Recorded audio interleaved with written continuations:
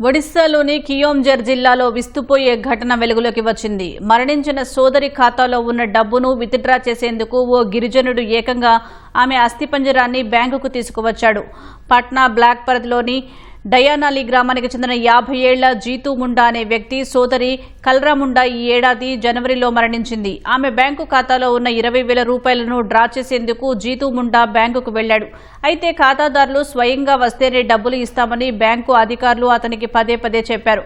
తన సోదరి చనిపోయిందని జీతూ ముండా ఎంత మొత్తుకున్నా అధికారులు వినిపించుకోలేదు.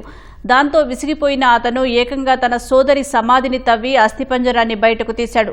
ఆమె చనిపోయిందని నిరూపించడానికి ఆధారంగా ఆ అస్థిపంజరాన్ని నేరుగా బ్యాంకుకు మోసుకొచ్చాడు. ఈ దృశ్యం చూసిన అక్కడున్న వారంతా ఒక్కసారిగా షాక్ అయ్యారు. సమాచారం అందుకున్న పోలీసులు వెంటనే బ్యాంకు వద్దకు చేరుకున్నారు.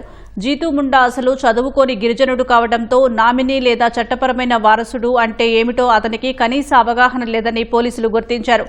ఖాతాదారు చనిపోతే డబ్బులు ఎలా తీసుకోవాలో ఆ నియమ నిబంధనలను అతనికి అర్థమయ్యేలా వివరించడంలో బ్యాంక్ అధికారులు విఫలమయ్యారని పోలీసులు తెలిపారు.